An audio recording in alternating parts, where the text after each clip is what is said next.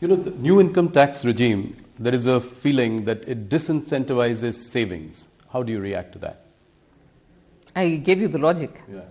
I can always incentivize you, go for insurance, go for savings, go for this, and come up with a fantastically high rate and say, all right, I've given you discounts, but I need my money. Instead, I'd prefer a completely acceptable and lower rate of interest, lower tax rate, and people to feel that, all right, I'm not being burdened, there's no reason for me to avoid or evade the tax, and pay it up.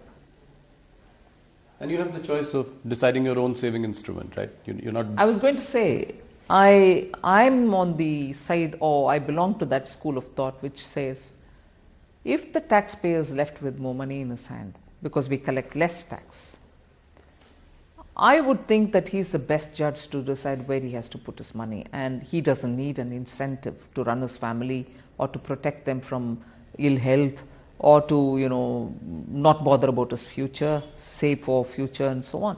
So why do we want to underestimate our citizens? If I give very high tax rate, then I also have to tempt them to say, all right, go about saving it because I'm giving you some incentive here. But I've left more money because I tax you less. You are the best judge to do what you want with your money.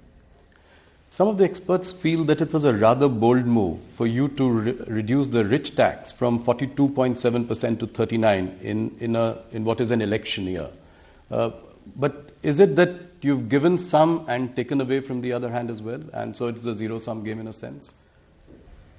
Where have I taken away? The real estate, earlier you could move money to real estate. Now the cap is 10 crore. Beyond 10 crore, there is no.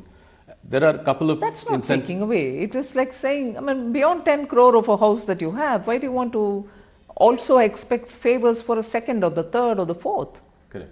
And there have been instances, I might say, without revealing any names or any kind of people who have bought house, sold house, made immense profits out of it, but who still enjoy these sort of 10 crore house, I should still get my benefits from the government. So the bold move in an election year. But I'm not give and take there. Okay. I've not given away something and taken away something. I'm only giving. Okay. I've not taken away anything.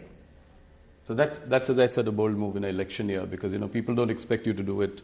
No, but if you're referring to the surcharge, which I brought down, and which therefore is going to give benefit to some of the upper middle class and high net worth individuals. That's right. It's also because the Indian tax system should be seen for not being so harsh.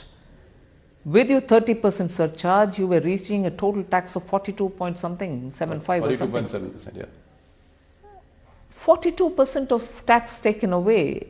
Even a person who's that, talented enough, skilled enough, and is paid very well for his contribution to the firm and has a good earning. Yes. Take away nearly 42.7, doesn't make our system look fair. Right. And therefore we brought it.